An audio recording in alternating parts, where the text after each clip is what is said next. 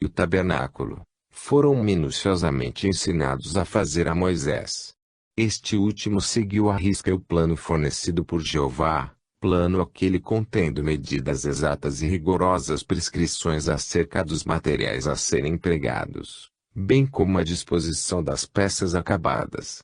Isto se assemelha muitíssimo com o que se passa, por exemplo, no tocante à moderna aparelhagem para TCI em Luxemburgo, de que iremos tratar em futuros capítulos. Schaffer, 1992, Locheriarch, 1992.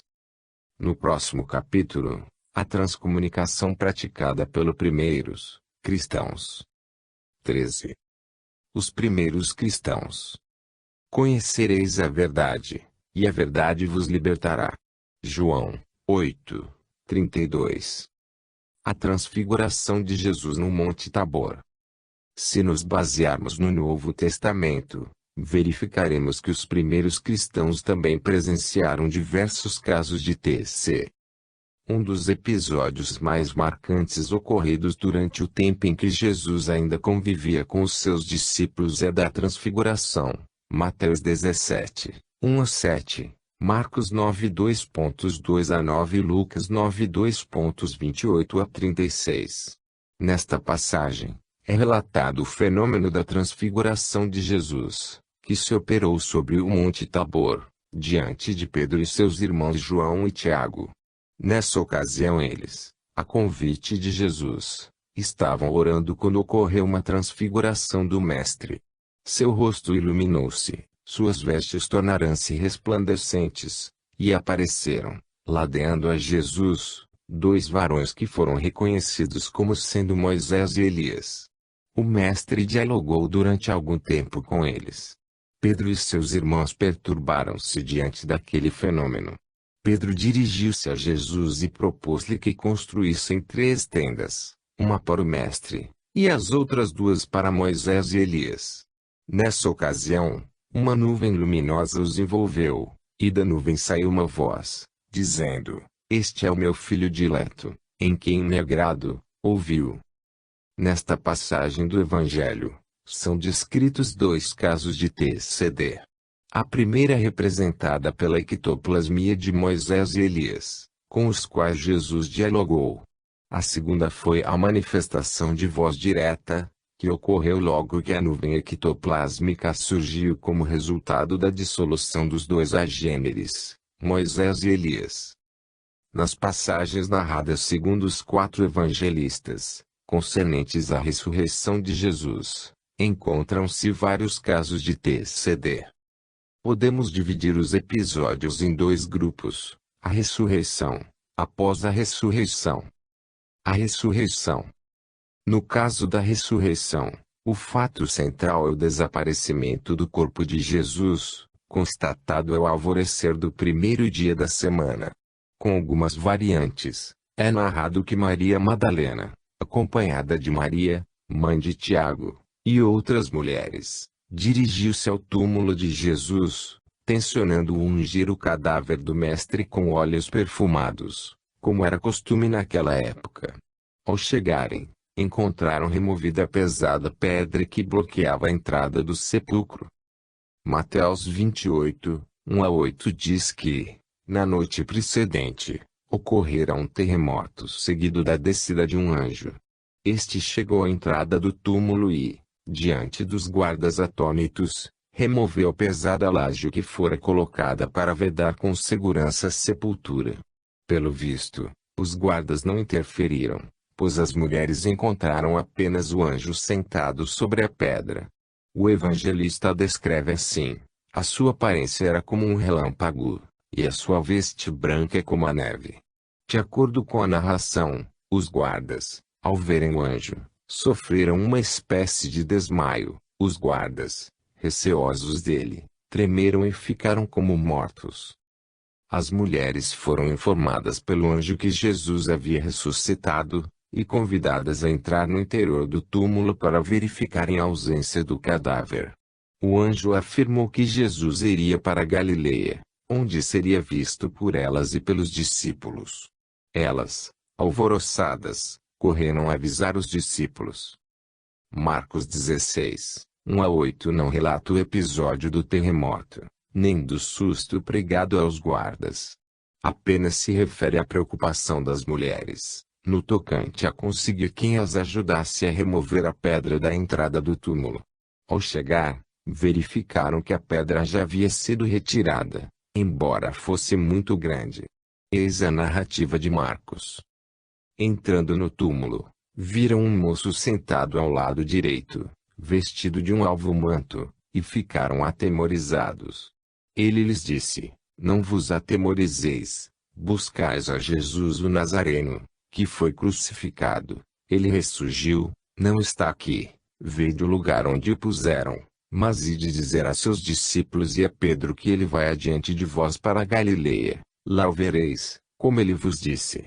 Saindo, fugiram do túmulo, porque o temor e espanto as tinham acometido.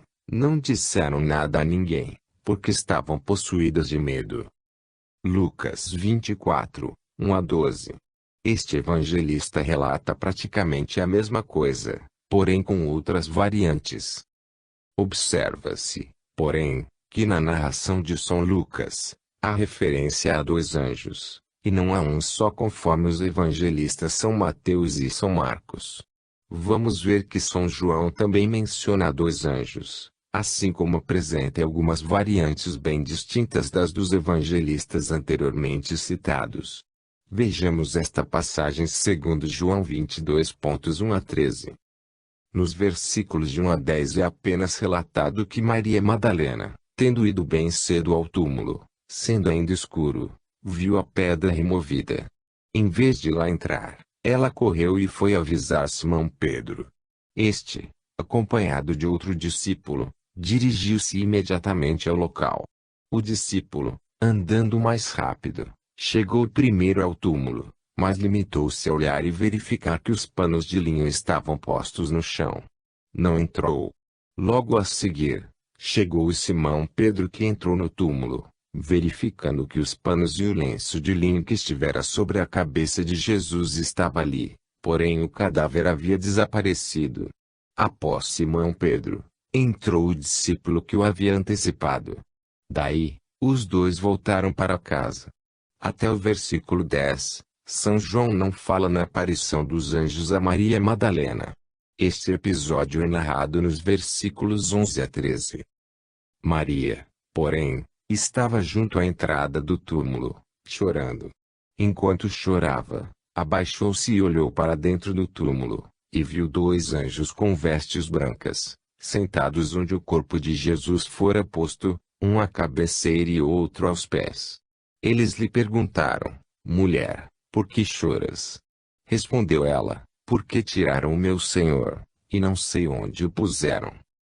A partir do versículo 13, inicia-se outro período que denominamos após a ressurreição. Portanto, até agora examinamos apenas as informações a respeito do caso de TCD ocorrido na madrugada do primeiro dia da semana após o sepultamento de Jesus. Como pode ver-se, a descrição varia ligeiramente de evangelista para evangelista. Entretanto, na essência, o fenômeno de TCD ocorreu entre 1 ou 2 espíritos e Maria Madalena e as mulheres que acompanhavam, conforme a narração dos 3 primeiros evangelistas. Em João 11-13, somente Maria Madalena foi agraciada com a TCD entre os 2 anjos e ela. Essas variantes não têm importância quando se considera apenas a questão da TC. O fato essencial é a menção deste fenômeno, que teria ocorrido no início do cristianismo, com os primeiros cristãos. Após a ressurreição. Em continuação a esta rápida fase que denominamos de a ressurreição, vem um período mais rico em ocorrências de transcomunicação. Segundo os evangelistas, após a constatação do desaparecimento do corpo de Jesus, da sepultura onde fora colocado, ele próprio apareceu às mulheres que procuravam seu corpo para ungí-lo com perfumes. Depois, o Mestre manifestou-se visivelmente, por diversas vezes, aos seus discípulos, longe do túmulo em que estivera antes de ressuscitar. São, assim, relatados diversos casos de TCD. Vejamos tais ocorrências, de acordo com os 4 evangelistas. Mateus 28 2.8 a 10. Elas, as mulheres, deixaram apressadamente o túmulo, tomadas do medo e grande gozo, e foram correndo avisar os discípulos. Eis que Jesus as encontrou e lhes disse: Salve! Elas, aproximando-se, abraçaram-lhe os pés e adoraram-no. Então lhes disse Jesus: Não temais, ide avisar a meus irmãos que se dirijam a Galileia, e lá me hão de ver. São Mateus descreve sumariamente, nos versículos 16 a 20, a aparição de Jesus aos seus discípulos, em um monte na Galileia, dos quais se despediu prometendo estar com eles até o fim do mundo. São Marcos é mais minucioso do que São Mateus, e dá conta de um maior número de transcomunicações. Marcos 55 9 a 11, Jesus aparece a Maria Madalena, havendo ele ressuscitado de manhã cedo no primeiro dia da semana, apareceu primeiramente a Maria Madalena, da qual havia expelido 7 demônios. Ela foi noticiá-lo aos que haviam andado com ele, os quais estavam em lamento e choro. Estes, ouvindo dizer que Jesus estava vivo e que tinha sido visto por ela, não acreditaram. Nos versículos 12 e 13, há o relato da aparição do Mestre a 2 de seus discípulos. É interessante observar-se a menção ao cepticismo dos discípulos, os quais não quiseram acreditar nas informações de Maria Madalena e dos 2 discípulos que viram o Mestre. Esta atitude de cepticismo mostra que os discípulos de Jesus, apesar de haverem testemunhado os prodígios feitos pelo Mestre, ainda não estavam totalmente conscientizados acerca do que ele lhes ensinara. Mas, finalmente, Jesus também se manifestou aos 11 restantes discípulos, conforme São Marcos informa, nos versículos 14 a 20. O versículo 17 é de especial importância para o caso da transcomunicação, pois refere-se a fenômenos desta categoria já conhecidos naquela época, e com os quais os discípulos iriam lidar dali por diante. Estes sinais hão de acompanhar aqueles que creem. Em meu nome expelirão demônios, falarão outras línguas. A expulsão de maus espíritos, demônios, implica até-se com tais atividades. Do mesmo modo, a xenoglossia, falar outras línguas, pode, ser um tipo de TC, quando se trata de uma manifestação mediúnica em que o comunicante se expressa no idioma que ele falava em vida. Obviamente, não se incluem aqui os casos de xenoglossia oriundos de lembranças reencarnatórias, de criptomnésia, captação telepática em intervivos etc. Passemos à narração de São Lucas, que traz informações um pouco mais minuciosas. Em Lucas 24, 13 a 35, a extensa narração concernente à aparição de Jesus a 2 discípulos que caminhavam na direção de Emaús.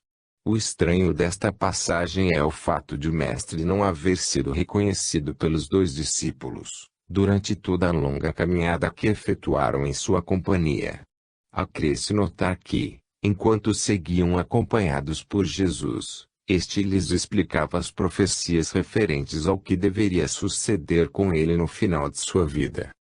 Somente foram reconhecê-lo quando, havendo chegado em sua casa, eles o convidaram para pernoitar ali, devido ao adiantado da hora. No momento da ceia, Jesus, estando com eles à mesa, tomou um pão, deu graças e o repartiu como costumava fazer antes. Nessa circunstância, o reconheceram, mas ele desapareceu de diante deles. Os 2 discípulos de Emaús, logo após o acontecimento, lembraram o que haviam ouvido durante a viagem e, mais conscientes do que se passara com eles, resolveram voltar para Jerusalém. Ali encontraram os discípulos reunidos, e comunicaram o que ocorrera com eles naquela viagem para Emaús. Nos versículos 36 a 53, São Lucas fornece extenso relato em que é descrita a aparição de Jesus aos seus discípulos, de forma tangível, inclusive conservando em seu corpo as chagas provenientes da crucificação. Essa longa e minuciosa passagem termina com a ascensão do Mestre, testemunhada pelos discípulos. Se nos basearmos na descrição de São Lucas, chegaremos à conclusão de que a manifestação de Jesus a seus discípulos deve ter sido um tipo especial de materialização, raríssimo e pouco aceito pelos modernos parapsicólogos. Neste ponto, achamos necessário atender a uma categoria de leitores mais exigentes e, eventualmente, melhor conhecedores dos estudos críticos e exegéticos concernentes aos evangelhos. Como já alertamos inicialmente, não é nosso intuito tratar da parte exegética, da validade dos evangelhos como documento histórico consistente ou não, da discussão acerca da existência real ou fictícia de Jesus, e das demais controvérsias surgidas a tal respeito. Colocamo-nos numa posição de expectativa, aguardando que outros mais cultos, sagazes e conhecedores do problema, possam resolvê-lo definitivamente. Enquanto isto, visamos apenas a menção, nos evangelhos, dos fenômenos que se enquadram na categoria da transcomunicação. Se foram mencionados, provavelmente já eram conhecidos e, possivelmente, teriam ocorrido entre os cristãos primitivos. Se, porventura, os evangelhos referem-se a uma figura lendária, que não existiu exatamente como a descrevem, a qual deram o nome de Jesus, tal fato não invalida a nossa tese. Entre os primeiros cristãos já era conhecida e provavelmente praticada a transcomunicação.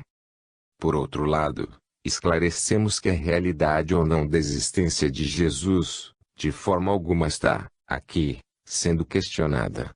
Este capítulo não cuida de matéria da alçada da teologia. Isto posto, vamos continuar, examinando as informações contidas no Evangelho de São João. Ao tratar do período correspondente à ressurreição, mencionamos apenas João 22.1 a 13. Nos versículos 11, 12 e 13 é um episódio em que dois anjos são avistados, dentro do túmulo vazio, por Maria Magdalena. Estes, ao vê-la em pranto, indagaram por que ela estava chorando. Após haver explicado a razão de suas lágrimas, ela virou-se e avistou Jesus.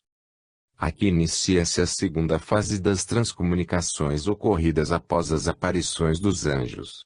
Neste período, é Jesus quem se manifesta aí, em João 22.14 a 31 e xx 1 a 25 a abundante descrição das transcomunicações que teriam ocorrido entre o Mestre e os seus discípulos. Não desejamos estender-nos demasiado, repetindo matéria já bastante conhecida. Entretanto, sugerimos ao leitor estudioso e mais interessado nos assuntos evangélicos uma consulta ao Novo Testamento, nos capítulos e versículos citados. Os Atos dos Apóstolos. Outro documento evangélico em que é citado um número enorme de ocorrências de TC, são os Atos dos Apóstolos. Vamos examinar algumas delas. Para não repetirmos desnecessariamente nomeacios, daremos apenas o número do capítulo, seguido dos números dos versículos. 1 e 10 e 11. Por ocasião da ascensão de Jesus, dois varões com vestiduras brancas apareceram aos discípulos e dialogaram com eles. 11 e 13. Descida do Espírito Santo sobre os apóstolos, no dia de Pentecostes, e manifestação de glossolalia, um tipo de xenoglossia. V16. Os apóstolos fazem o exorcismo, expulsando espíritos obsessores. V19 e 20. Um anjo liberta os apóstolos que se achavam encarcerados. Vio 7. Filipe pratica o exorcismo em Samaria, expulsando espíritos obsessores. Vio 26 e 29. Um anjo fala com Filipe e dá-lhe instruções. Vio 39 e 40. Fenômenos de aporte, em que um espírito arrebatou e transportou Filipe de uma cidade para outra. 9. 1 a 9. Conversão de Saulo, no caminho de Damasco. 9. 10 a 16 igual o Senhor comunica-se com Ananias e manda procurar Saulo. X. Ele é 8. O centurião Cornélio tem a visão de um anjo que lhe dá instruções para chamar Simão Pedro. X 9 a 16. Pedro tem uma visão. 9:2.19 a 20. Um espírito avisa a Pedro da chegada dos enviados do centurião Cornélio. X 44 a 48. O Espírito Santo desce sobre os gentios, provocando o fenômeno da glossolalia. XL 27 e 28. O médium Magabu, tomado por um espírito, prediz uma fome generalizada no mundo.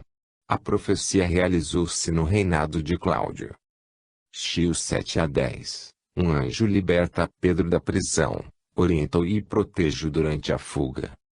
XVI 6 a 10. Paulo e Timóteo são impedidos, pelo Espírito Santo, de anunciar a palavra na Ásia.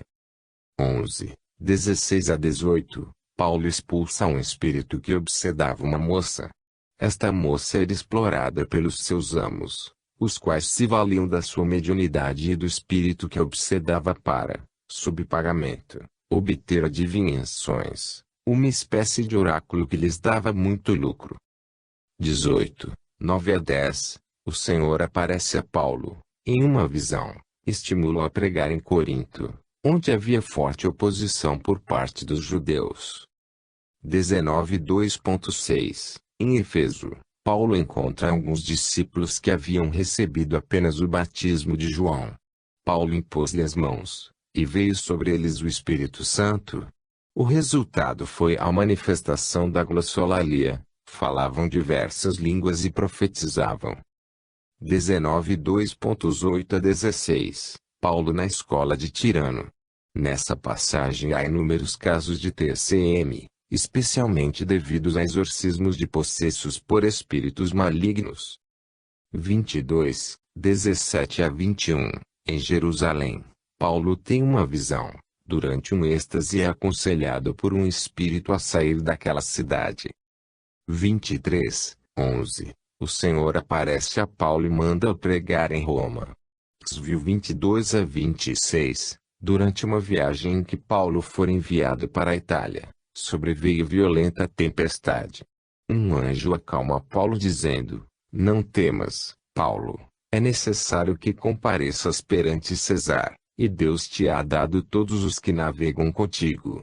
Uma das evidências mais claras de que os primeiros cristãos conheciam e praticavam a transcomunicação encontra-se na primeira epístola de São João, 4:2.1 a 3. Amados, não creiais a todo o espírito, mas provai os espíritos, se vêm eles de Deus, porque muitos falsos profetas têm aparecido no mundo. Nisto conheceis o Espírito de Deus. Todo espírito que confessa que Jesus Cristo veio em carne, é de Deus, e todo espírito que não confessa a Jesus, não é de Deus.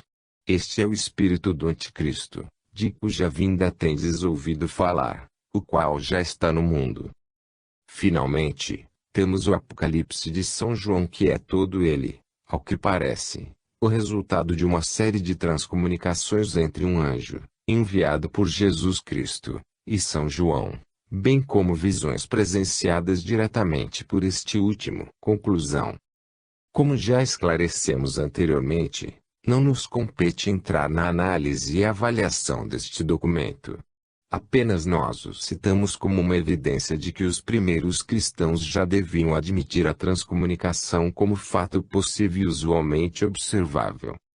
Analisaremos, a seguir, a fase que preparou o surgimento do chamado espiritualismo. Este movimento poderia ser incluído no período magnético da metapsíquica, que se situa, segundo Charles Richet, entre o episódio de Mesmer, 1776, e o das Irmãs Fox, 1847. Richet, 1923, página 10. 14. Transcomunicação no pré-espiritualismo. Raramente a crítica leva em conta o caráter das pessoas e o móvel de suas ações. E erra, porque isto constitui por certo uma base essencial de apreciação. casos em que a acusação de fraude não só é com acento circunflexo uma ofensa, mas uma falta de lógica. Allan Kardec, Revista Espírita, 1861, página 43. Pré-espiritualismo. A transcomunicação com as inteligências presumivelmente habitantes de planos ou espaços fora do nosso mundo físico tem sido assinalada em todas as épocas e lugares do nosso planeta. Outro aspecto igualmente notório é a insistente negação desses fenômenos, pelo sistema dominante detentor da ciência e da filosofia ocidentais. Por sua vez, as religiões instituídas estabeleceram um divisor entre a ter se ocorrida espontaneamente no seio do povo, e aquela tida como revelação divina outorgada aos eleitos reconhecidos pelo credo oficial.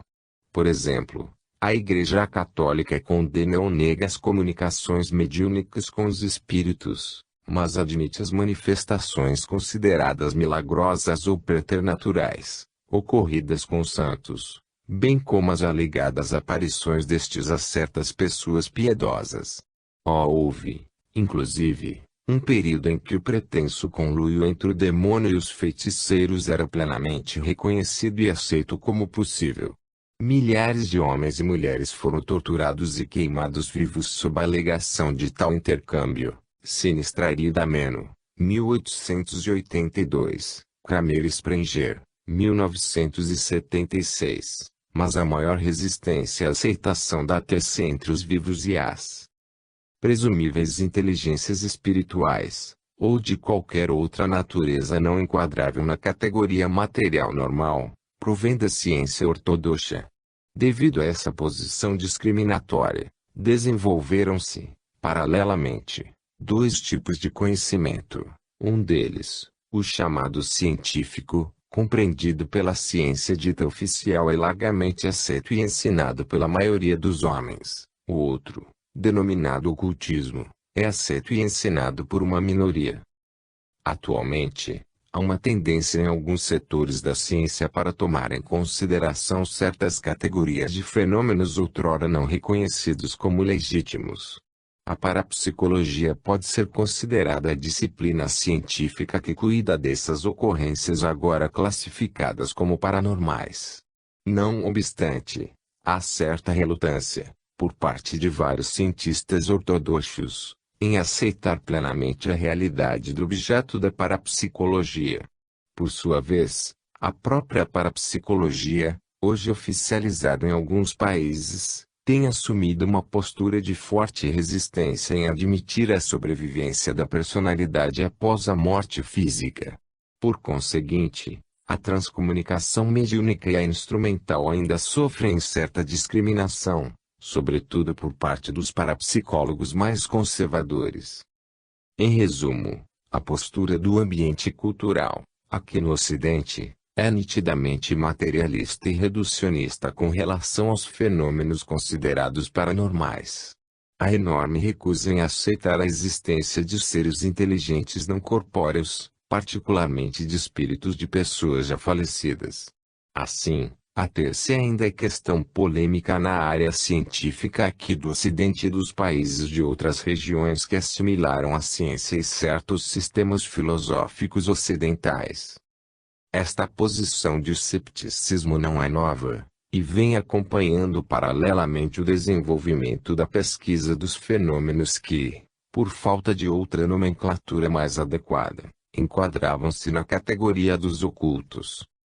Entretanto, essa rejeição por parte da ciência oficial não impediu que se desenvolvessem satisfatoriamente a pesquisa e o conhecimento dos fenômenos paranormais.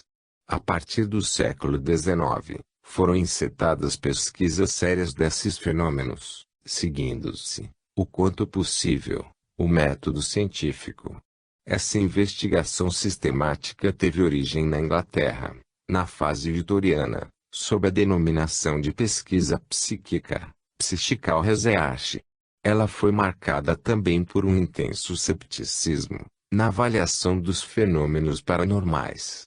O interesse pela pesquisa psíquica foi despertado por um surto de fenômenos de TC surgidos na residência da família Fox, Em 31 de março de 1848, no vilarejo de Desville, então condado de New York, nos Estados Unidos da América do Norte.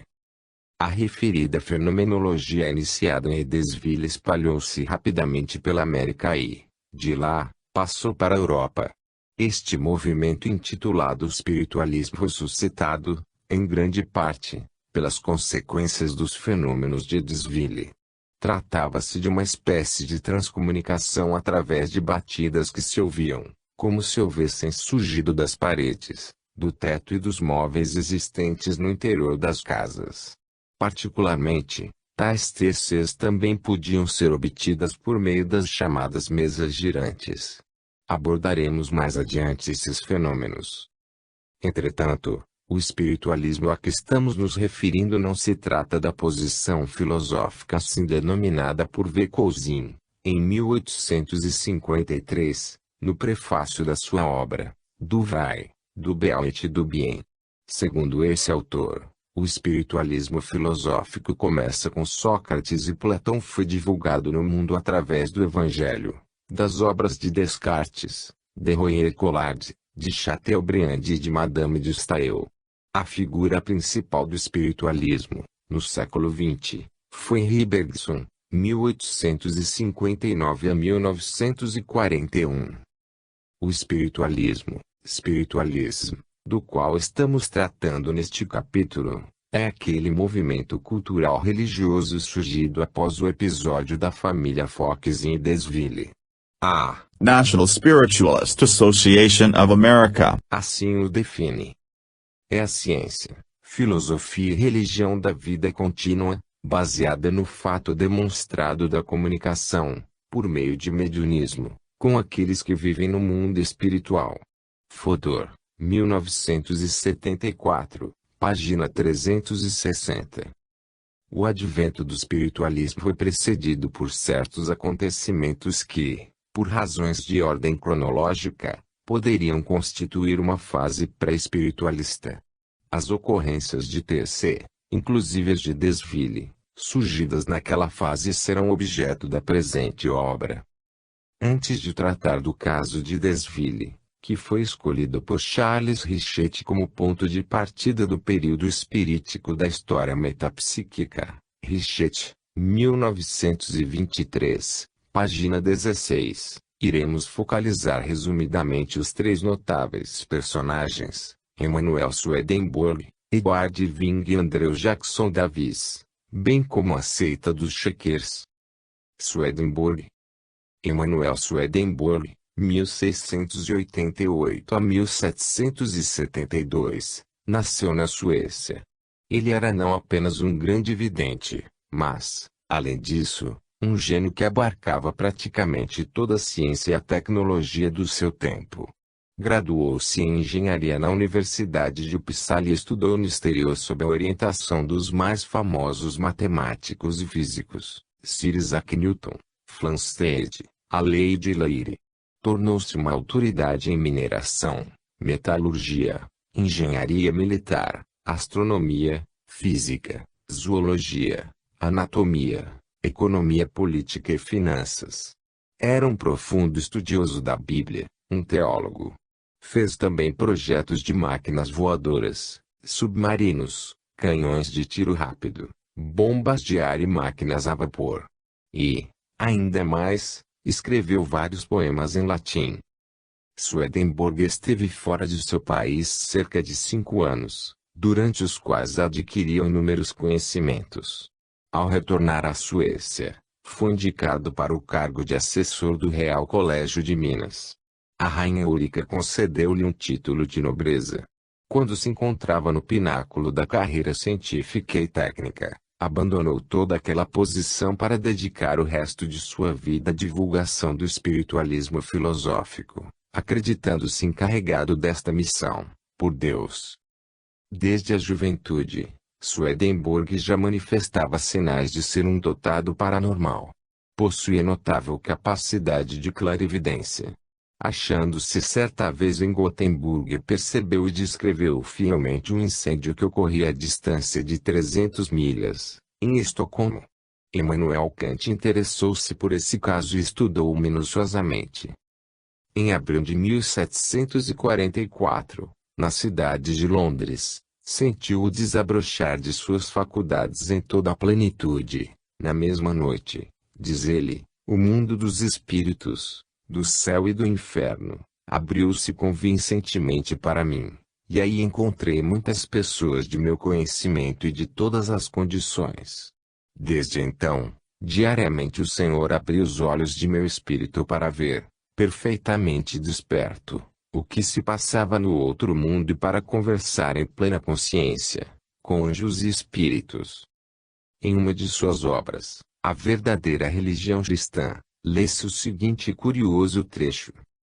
Todo homem, quanto a seu espírito, é consorciado a seus semelhantes no mundo espiritual, e é por assim dizer um com eles, e muito frequentemente me foi dado ver, aí nas sociedades, espíritos de homens ainda vivos, alguns em sociedades angelicais e alguns outros em sociedades infernais, e também me foi dado falar durante dias inteiros com eles, e eu ficava admirado de que o homem, mesmo vivendo ainda em seu corpo, nada soubesse absolutamente. Por isso eu vi claramente que, aquele que nega a Deus, está já entre os danados e que depois da morte é recolhido entre os seus.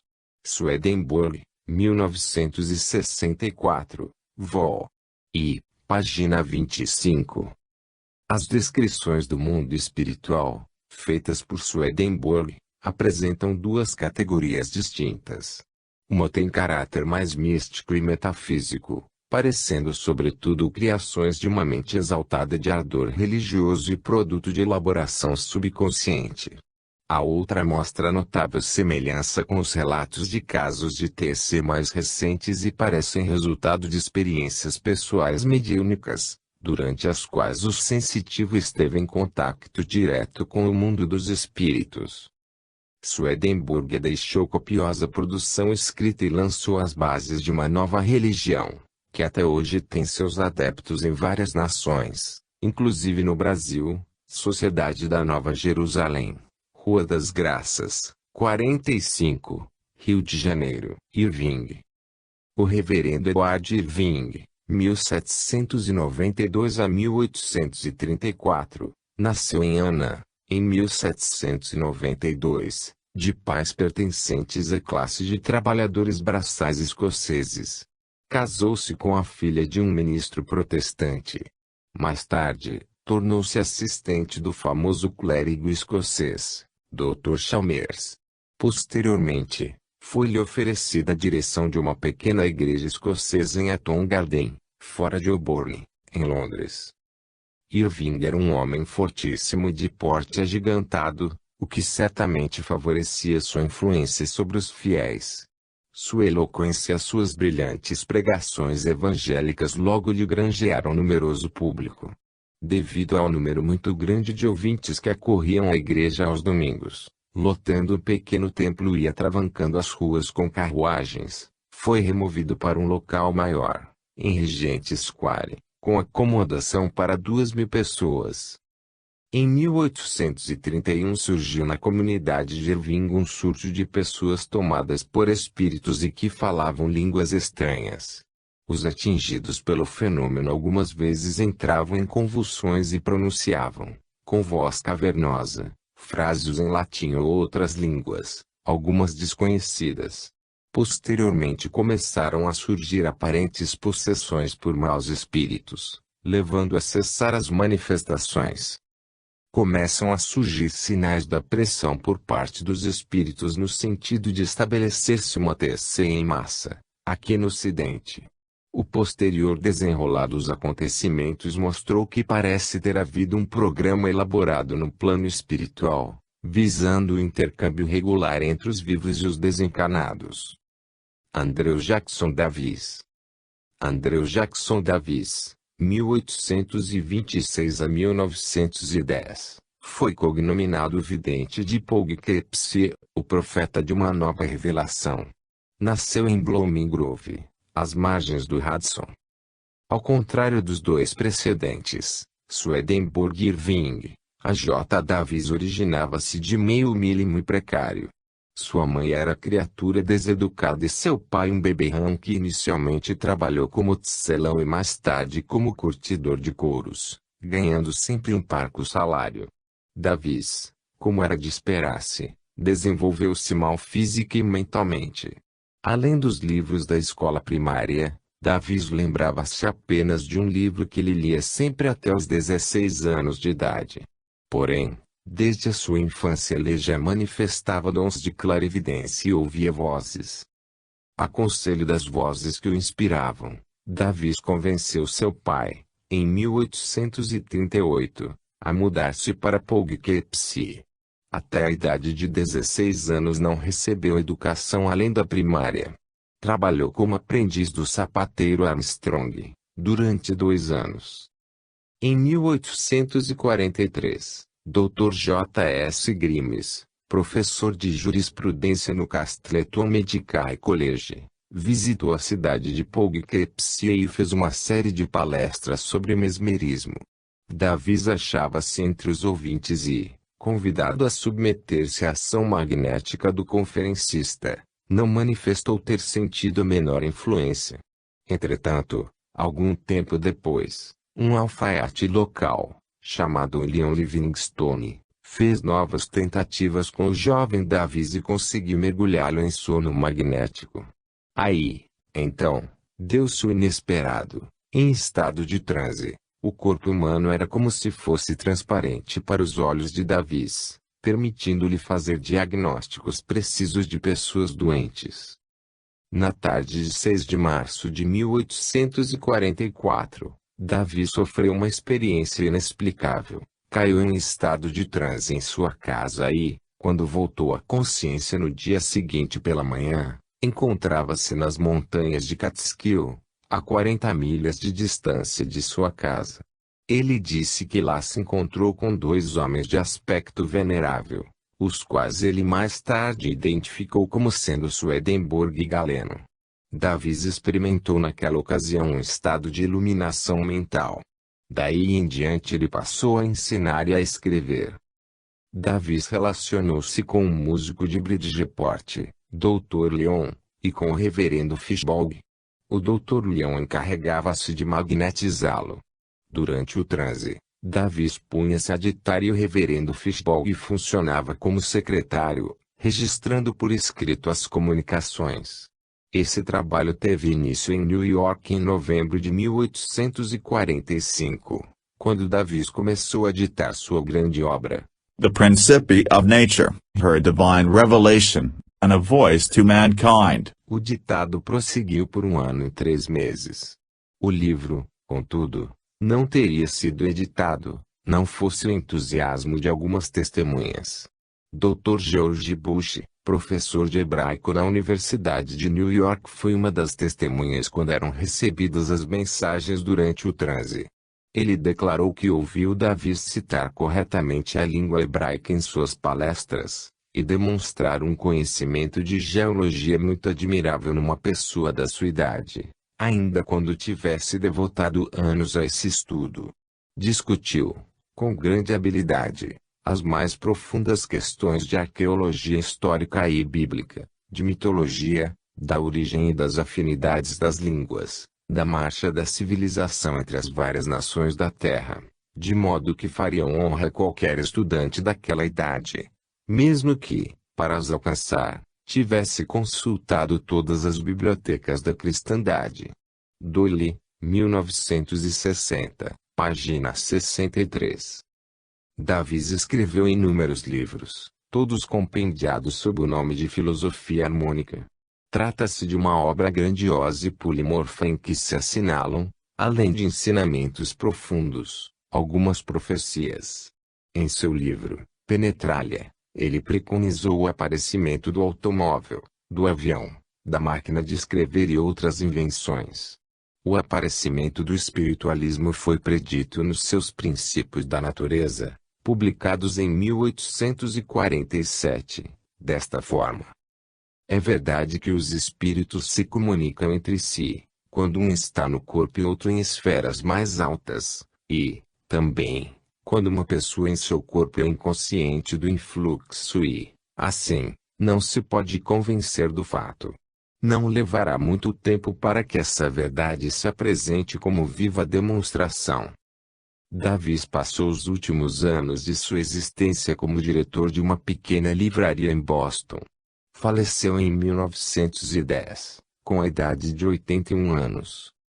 Em 31 de março de 1848 pressentiu o episódio de Desville, escrevendo em suas notas: esta madrugada um sopro quente passou pela minha face e ouvi uma voz suave e forte dizer: irmão, um bom trabalho foi começado. Olha.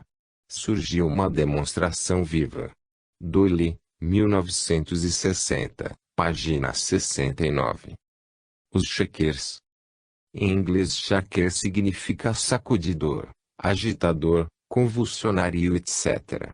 Era o nome que se dava aos membros da seita religiosa chamada Igreja do Milênio.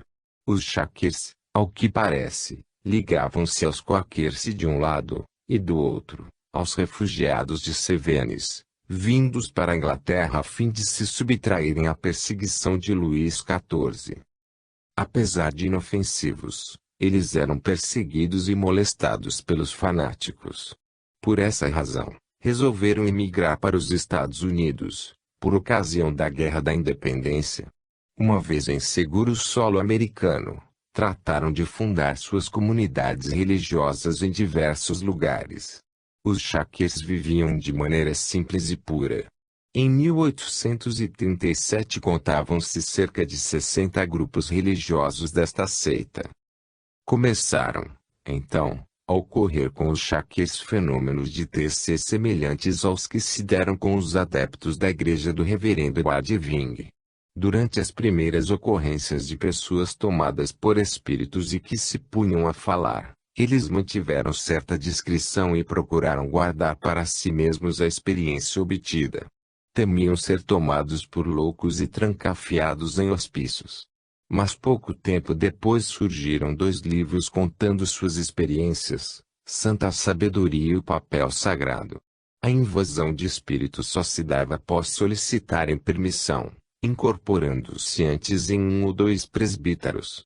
Sir Arthur Conan Doyle assim descreve o que se passava após ter sido concedida a permissão. Dada a licença, toda a tribo de espíritos de índios invadia a casa e em poucos minutos por toda parte ouvia-se o seu whoop.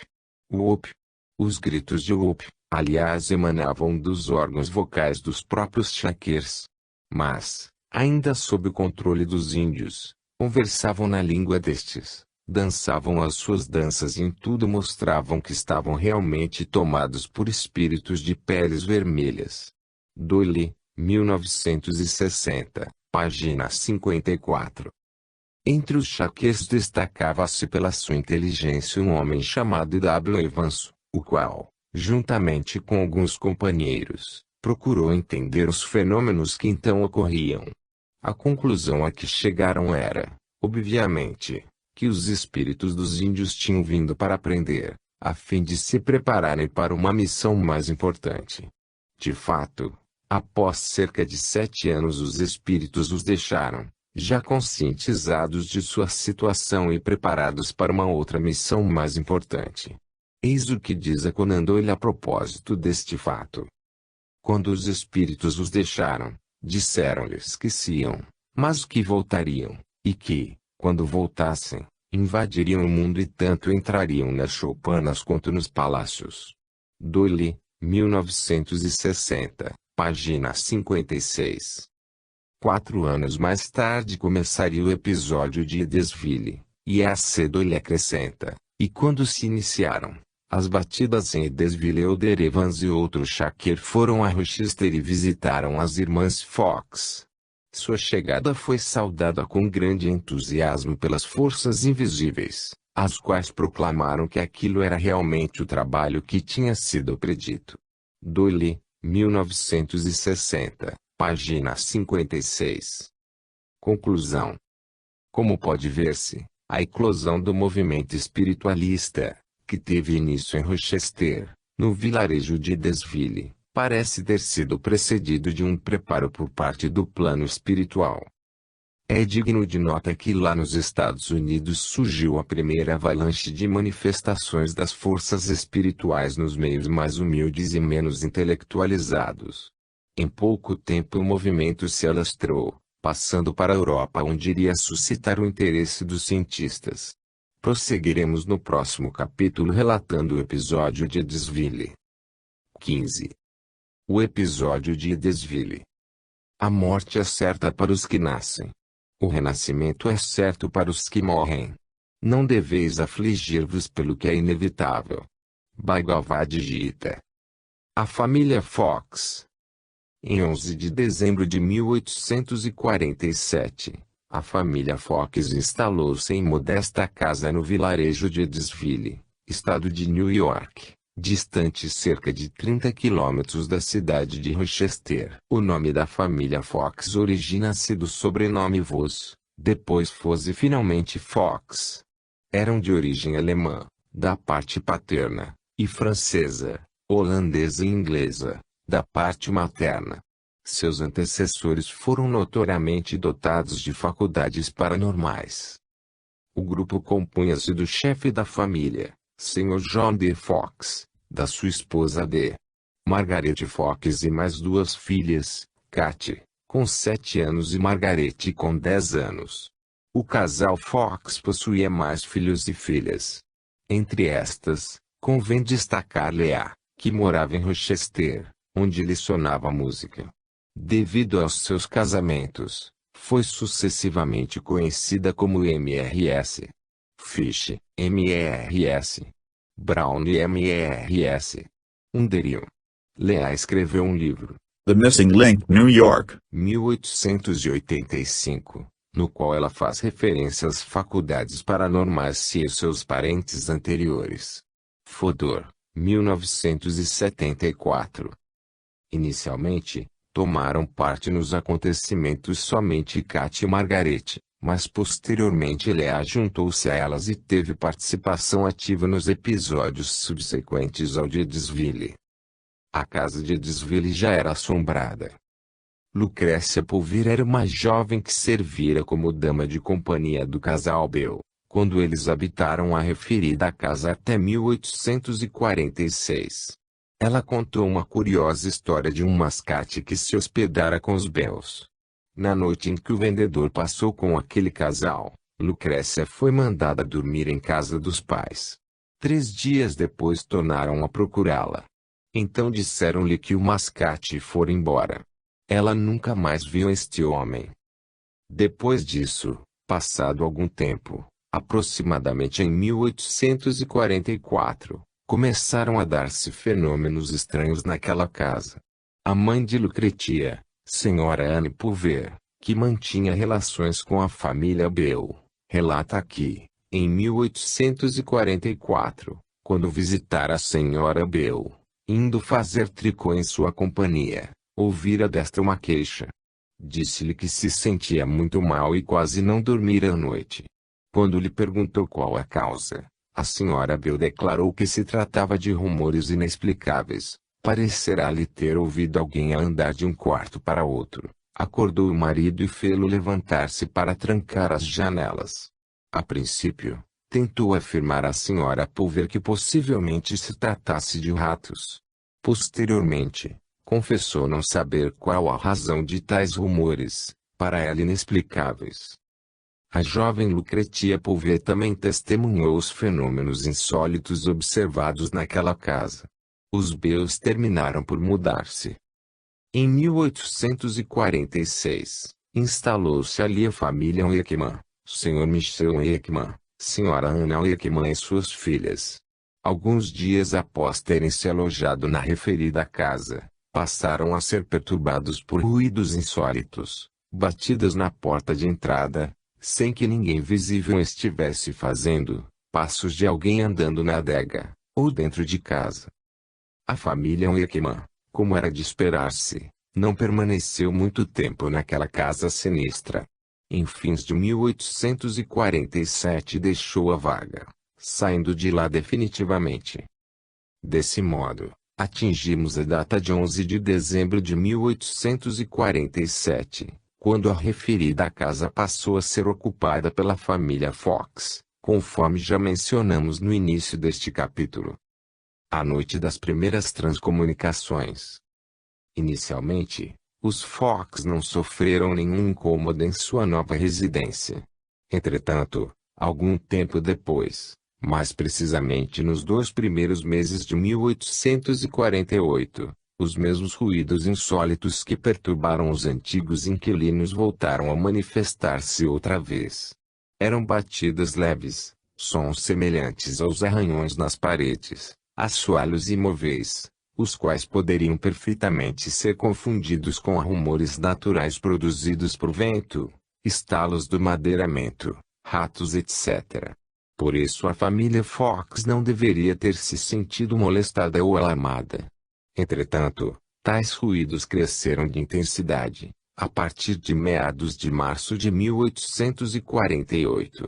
Batidas mais nítidas e sons de arrastar de móveis começaram a fazer-se ouvir, pondo as meninas em sobressalto, ao ponto de negarem-se a dormir sozinhas no seu quarto, e passarem a querer dormir no quarto dos pais. A princípio os habitantes da casa, ainda incrédulos quanto à possível origem sobrenatural dos ruídos, levantavam-se e procuravam localizar as causas naturais dos mesmos. Na noite de 31 de março de 1848, desencadeou-se uma série de sons muito fortes e continuados. Aí, então, deu-se o primeiro lance do fantástico episódio, que ficou como um marco inamovível na história da fenomenologia paranormal. A garota de 7 anos de idade, a Katy Fox, em sua espontaneidade de criança teve a audácia de desafiar a força invisível a repetir, com os golpes, as palmas que ela batia com as mãos. A resposta foi imediata, a cada estalo um golpe era ouvido logo a seguir. Ali estava a prova de que a causa do som seria uma inteligência incorpórea. Para apreciar-se bem o sabor desta incrível aventura, vamos transcrever alguns trechos do depoimento da senhora Margaret Fox. Na noite de sexta-feira, 31 de março de 1848, resolvemos ir para a cama um pouco mais cedo e não nos deixemos perturbar pelos barulhos. Íamos ter uma noite de repouso. Meu marido, que aqui estava em todas as ocasiões, ouviu os ruídos e ajudou a pesquisar. Naquela noite fomos cedo para a cama, apenas escurecera. Achava-me tão alquebrada da falta de repouso que quase me sentia doente. Meu marido não tinha ido para a cama quando ouvimos o primeiro ruído naquela noite. Eu apenas me havia deitado. A coisa começou como de costume. Eu o distinguia de quaisquer outros ruídos jamais ouvidos. As meninas, que dormiam em outra cama no quarto, ouviram as batidas e procuraram fazer ruídos semelhantes, estalando os dedos. Minha filha menor, Katy, disse, batendo palmas, Senhor Pé Rachado, faço o que eu faço. Imediatamente seguiu-se o som, com o mesmo número de palmadas. Quando ela parou, o som logo parou. Então Margarete disse brincando, agora faça exatamente como eu. Conte 1, 2, 3, 4, e bateu palmas. Então os ruídos se produziram como antes. Ela teve medo de repetir o ensaio. Então Katy disse, na simplicidade infantil, mamãe, eu já sei o que é. Amanhã é 1º de abril e alguém quer nos pregar uma mentira. Então pensei em fazer um teste que ninguém seria capaz de responder. Pedi que fossem indicadas as idades de meus filhos, sucessivamente. Instantaneamente foi dada a exata idade de cada um, fazendo uma pausa de um para o outro, a fim de separar, até o 7º, depois do que se fez uma pausa maior e 3 batidas mais fortes foram dadas, correspondendo à idade do menor, que havia morrido. Então perguntei, é um ser humano que me responde tão corretamente? Não houve resposta. Perguntei, é um espírito? Se for, dê 2 batidas. 2 batidas foram ouvidas assim que fiz o pedido. Então eu disse, Se foi um espírito assassinado, dê 2 batidas. Essas foram dadas instantaneamente, produzindo um tremor na casa. Perguntei: foi assassinado nesta casa? A resposta foi como a precedente. A pessoa que o assassinou ainda vive. Resposta idêntica, por 2 batidas. Pelo mesmo processo verifiquei que fora um homem que o assassinara nesta casa e os seus despojos